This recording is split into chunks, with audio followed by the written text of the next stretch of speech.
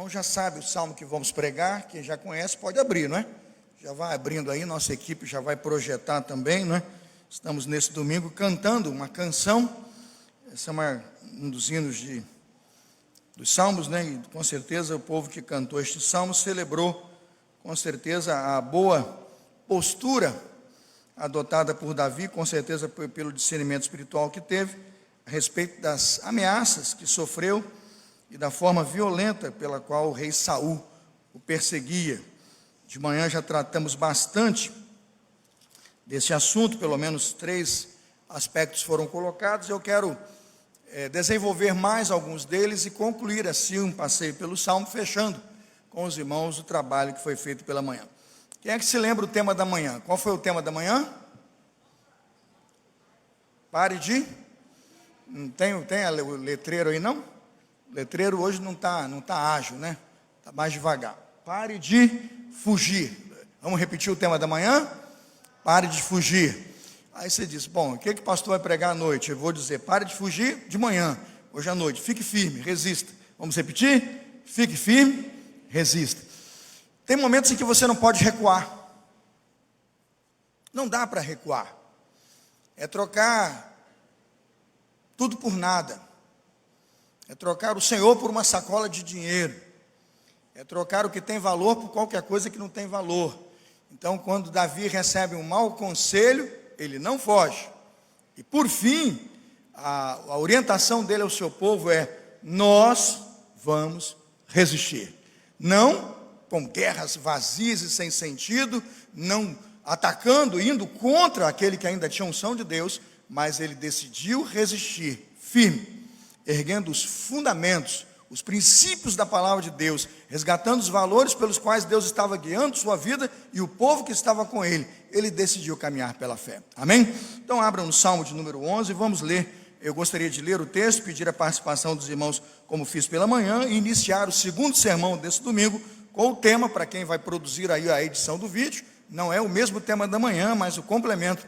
De manhã, pare de fugir, de noite, fique firme, resista. Salmo 11, a partir do verso 1, diz assim: no Senhor confio, como dizeis a minha alma, fugir para a vossa montanha como um pássaro? Pois eis que os ímpios armam o arco, põem as flechas na corda, para com elas atirarem as escuras aos retos de coração. Se forem destruídos os fundamentos, o que poderá fazer um justo? O Senhor está no seu santo templo, o trono do Senhor está nos céus, os seus olhos estão atentos e as suas pálpebras provam os filhos dos homens. O Senhor prova o justo, porém o ímpio, e ao que ama a violência, odeia a sua alma. Os irmãos, versículo 6, sobre os ímpios.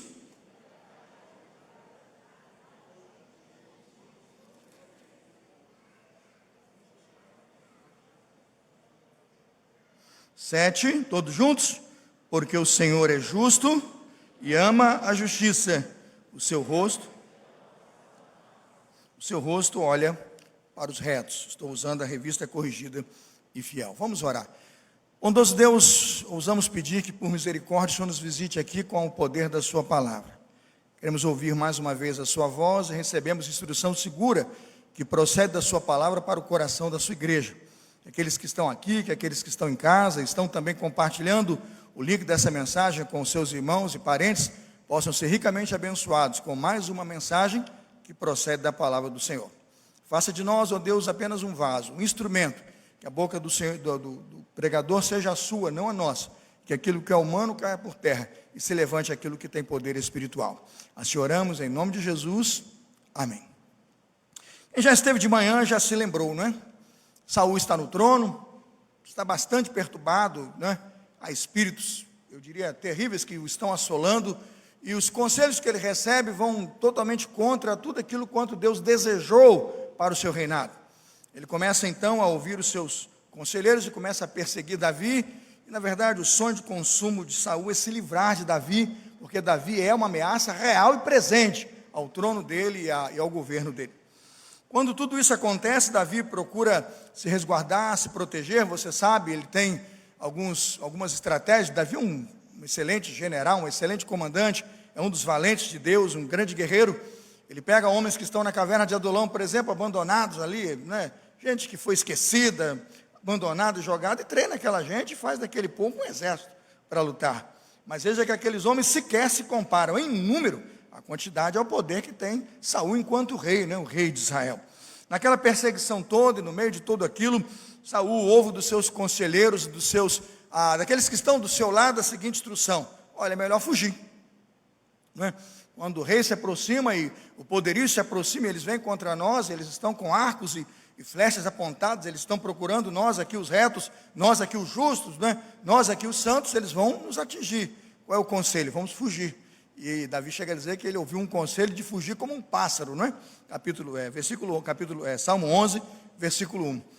Irmãos, a ordem de Deus a Davi foi absolutamente diferente daquilo que vinha dos seus conselheiros, e Davi começa, pelo Espírito Santo de Deus, a dar uma resposta aos seus liderados. Nós não precisamos fugir, primeira prerrogativa da manhã, precisamos confiar, nós precisamos confiar, não podemos fugir, não devemos ter medo, nós precisamos reconstruir. 3 premissas: precisamos confiar, não podemos fugir, precisamos reconstruir.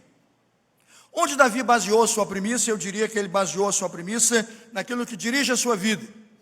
Todo ser humano pode dirigir a sua vida por caminhos, e todo ser humano pode apontar a sua vida para alguns propósitos pelos quais ele escolheu guiar a sua vida.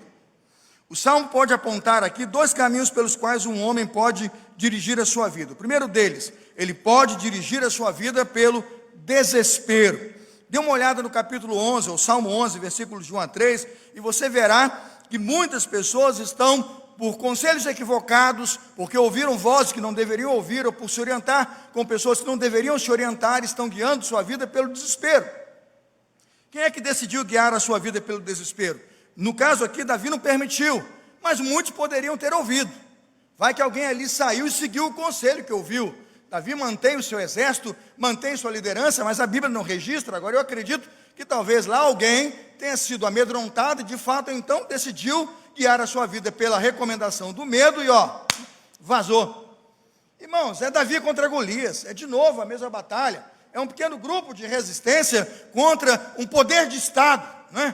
É talvez um país pequenininho aí, com a sua tropa de 300 mil soldados, contra, por exemplo, uma potência americana, que com uma boa base de mísseis e qualquer coisa, vai fazer aquela gente voar pelos ares em alguns segundos. Talvez até o poder bélico do grande país não tenha nem o desplante de mandar um exército, manda só um dronezinho daquele direcionado, né, assim, e já ali manda todos esses soldados para o espaço. O que eu estou dizendo é que quem mandou o desespero, o recado de desespero, não está errado na sua conta racional, não está equivocado naquilo que vê, não está equivocado na numeração dos fatos. O fato é, o rei está vindo, a gente não tem, entenda, condições de resistir. Nós não temos poder bélico, nós não temos estrutura, nós não somos nada, e tem mais, ele é o rei. O que eu estou dizendo é que quando você ouve uma voz dessa, você fica desesperado, porque as informações são verídicas, e o fato é, nós somos minoria. Agora o recado de Davi é, nós não podemos nortear a nossa vida pelo desespero. Quem guia a sua vida pelo desespero, obviamente quando caminhar em desespero, verá o seu fracasso. Por quê? Quando nós temos de Deus direção diferente e orientação diferente, nós não caminhamos pelo desespero. Colocamos a nossa vida na segunda perspectiva do texto, que é, nós caminhamos pela fé.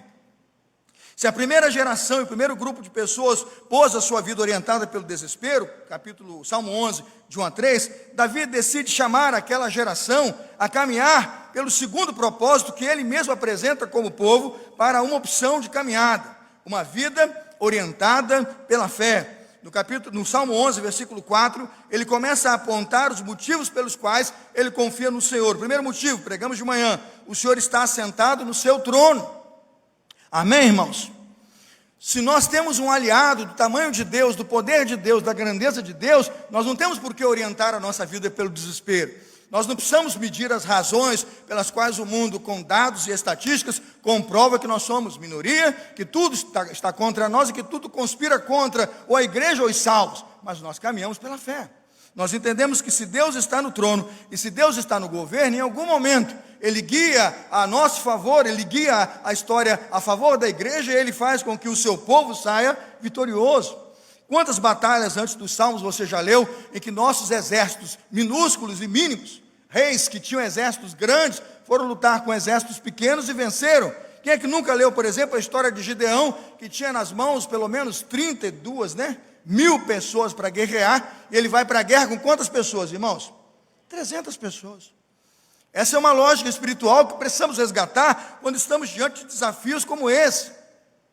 Se usarmos o mundo racional, a nossa contabilidade e a ideia da informação que temos de conselheiros que têm letra e papel, vamos fugir, vamos recuar e vamos retroceder. Mas a perspectiva de Davi nós não guiamos a nossa vida pelo desespero, nós orientamos a nossa vida pela fé. Deus está no trono. Eu me lembro quando Abacuque, irmãos, está em total preocupação a respeito da Síria, da Babilônia, que está chegando para invadir ali o reino do povo de Deus, e quando ele recebe aquela nota de que há essa invasão, de que eles vão sofrer uma grande perseguição e um grande massacre, Abacuque pergunta: Senhor, até quando o Senhor vai ver toda essa violência? Até quando o Senhor vai perceber todo esse povo se prevalecendo contra o seu povo? E Deus então começa a mostrar para ele justificativas pelas quais tudo aquilo teria que acontecer. E quando ele percebe que Deus tem no governo dele toda a razão de ser quem ele é e de fazer o que ele diz que vai fazer, ele diz assim: eu vejo Deus assentado no seu trono, capítulo 3. Eu vejo Deus governando a história, capítulo 3. Eu vejo um Deus, diz Abacuque, assentado no seu santo trono. E depois que ele vê tudo isso, ele diz assim: ainda que a figueira não floresça, não haja animais do pasto, não haja gado, não haja alimento, todavia eu o quê? Me alegrarei no Senhor, exultarei no Deus da minha salvação. A proposta de Davi é tão desafiadora quanto a proposta que Abacuque viveu. Nós podemos guiar a nossa vida pelo desespero? Podemos. Muitos fazem isso. Estamos na pior pandemia da história. Estamos nos índices maiores de mortalidade. Estamos. E estamos mesmo. Quem disse que não estamos? Que falta de razão teríamos nós a negar os dados? Mas a pergunta é: o que fazer? Nós nos trancamos em casa, recuamos, fechamos, esperamos então Jesus voltar, como se essa fosse a solução. O que a Bíblia está dizendo é que em alguns momentos nós precisamos nos apresentar diante do Senhor, veja, e caminhar na direção que Deus nos dá. Davi não saiu ali como um carro desgovernado, não saiu dali tentando suas soluções, não procurou um caminho para si, não construiu um refúgio com as suas próprias mãos. Mas Davi decide guiar a sua vida não pelo desespero e pela fé, trilhando o que eu chamo um caminho de fé. E se o primeiro ponto da mensagem tratou, entenda bem, sobre quando guiamos a nossa vida pelo desespero, para onde nós vamos. E se o segundo ponto dessa mensagem nos diz o que é ser guiado pela fé, e nós olhamos para Davi, como Davi guiou a sua vida pela fé, apontou a sua vida para o trono de Deus, para a justiça de Deus, para a soberania de Deus, e viu os resultados disso. A sua pergunta, e o terceiro e último ponto dessa mensagem, será: o que acontece com aquele que decide trilhar a estrada da fé? Davi nos dá pelo menos 3 grandes lições que nós podemos agradecer a Deus e celebrar com Deus, porque nós trilhamos essa estrada de fé e somos vitoriosos. A estrada de nossa fé nos conduz, em primeiro lugar, a um refúgio seguro que é o Senhor. Versículo 1, vamos ver juntos? Salmo 11, 1. No Senhor confio. Vamos repetir? No Senhor confio. Voltamos exatamente onde paramos pela manhã e onde iniciamos o sermão. A estrada da fé nos leva a um lugar seguro, a um refúgio seguro de quem sabe que não pode ouvir e dar ouvidos a mazelas e a coisas pequenas. Nós nos refugiamos, nós nos protegemos, nós nos guardamos no Senhor. Deus é o nosso refúgio e fortaleza. Deus é a nossa presença real no meio da angústia. Deus é a presença real no meio de nossa angústia. Que bom é saber que Ele nos adotou como seus filhos em Cristo Jesus, e com o seu sangue, com alto preço pago na cruz do Calvário, adquiriu e nos fez povo seu, povo escolhido, povo santo. Por isso não somos confusos, nós não andamos perdidos, nós temos a certeza da salvação e da vida eterna. Ele não nos desamparou. Quando as vozes chegam, quando as piadinhas entram, quando tentam envergonhar um cristão ou evangelho, o que eu faço é abrir os meus ouvidos, os meus olhos espirituais e dizer: eu não confio nessas palavras e nem as recebo, eu confio no Senhor. Deus é o nosso refúgio. Os homens falham, seus poderes são destruídos, os reis fracassam, governos arruinam, grandes impérios, irmãos, descem a nada, já falamos sobre isso. Jericó, Sodoma e Gomorra, quantas correções, não é? Deus fez, não é? A Babilônia, a Síria, quando Deus decidiu corrigir aquele povo, quantas correções, a geração de Noé corrigida e disciplinada. Eu tenho no meu Deus a certeza de que Deus vai lançar juízo na hora certa sobre todos aqueles que vão contra o Senhor. O primeiro lugar que a estrada da fé nos conduz é que o Senhor é nosso refúgio.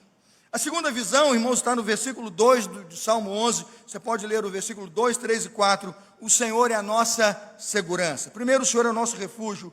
Segundo, o Senhor é a nossa segurança. É para lá que a estrada da fé nos leva. Por que o Senhor é a nossa segurança?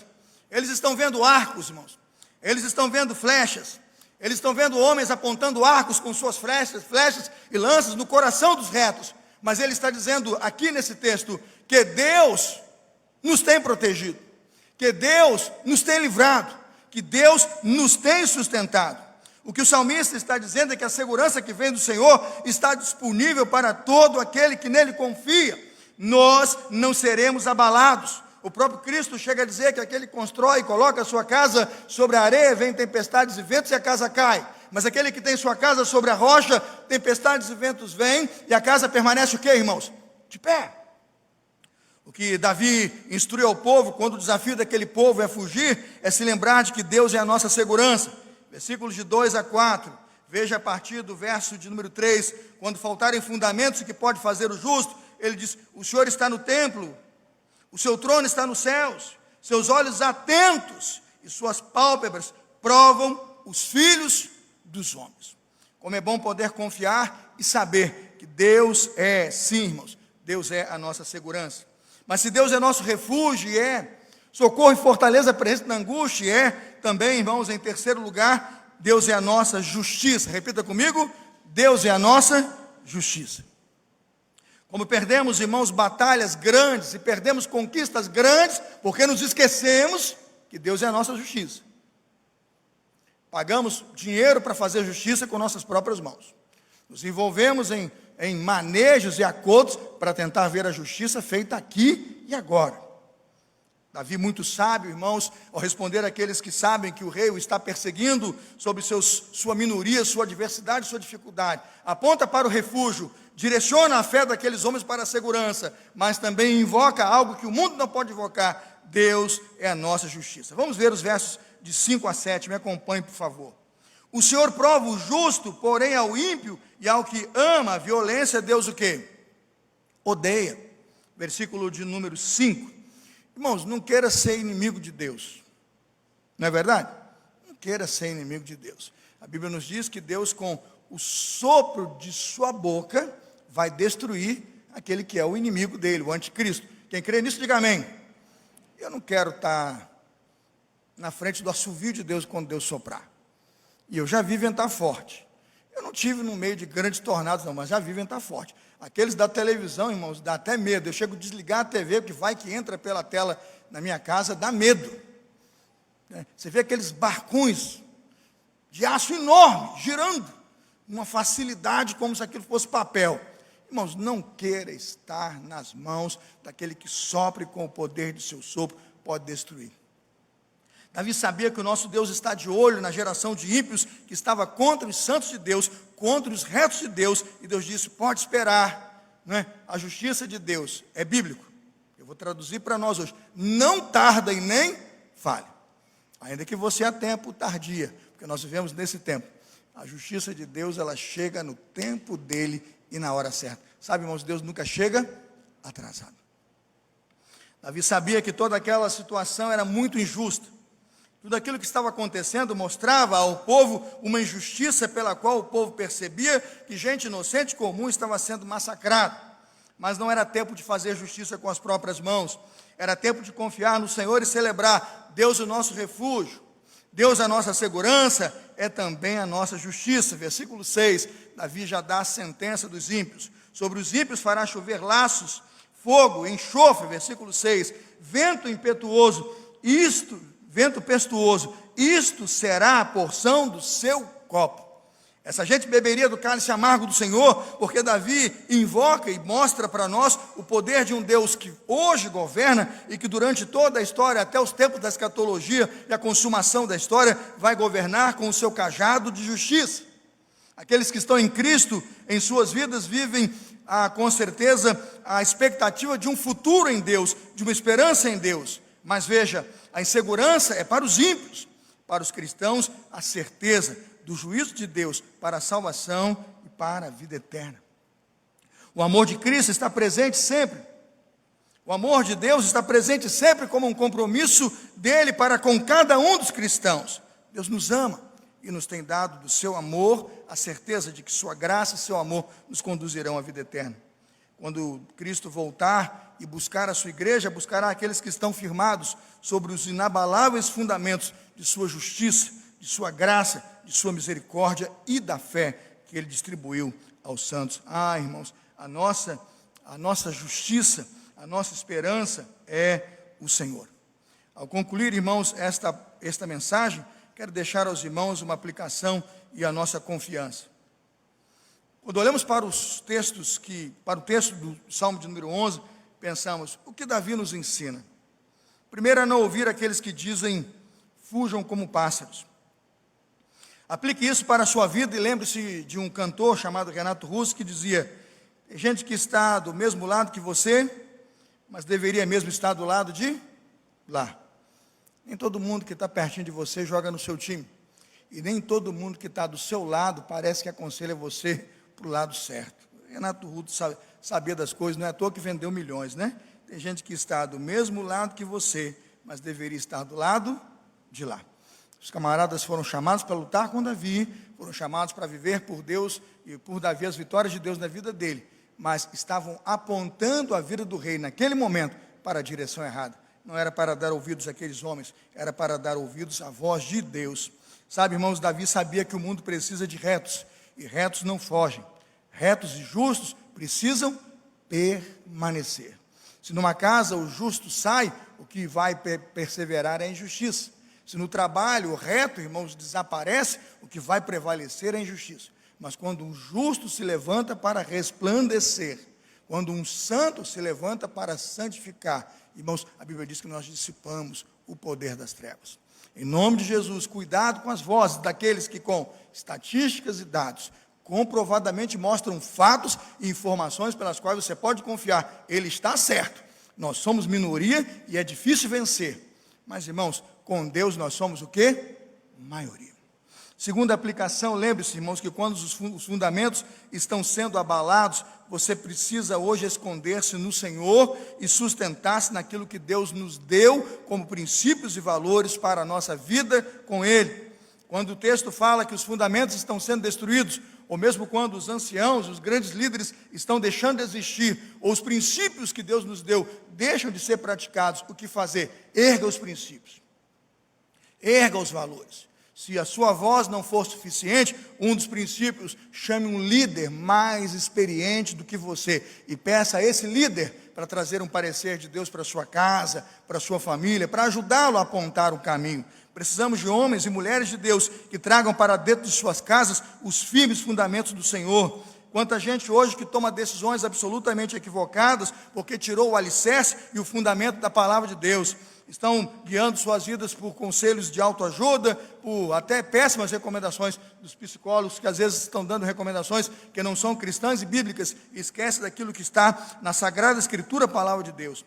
Quando os fundamentos estiverem sendo abalados, em nome de Jesus, o que eu peço a você, fortaleça os fundamentos, solidifique sua fé, consolide sua fé. É tempo de apontar para Deus, para a igreja, para a Bíblia, para aquilo que tem valor. Seja você alguém que invoque para a sua casa a autoridade de Deus sobre a sua vida e sobre a sua família. Amém, irmãos? Diga, aqui não, aqui o diabo não tem lugar. Quando ele bater a porta, você vai erguer a Bíblia como a sua única fonte de autoridade e fé e vai dizer, entre tudo que estão dizendo, eu fico com a palavra de Deus.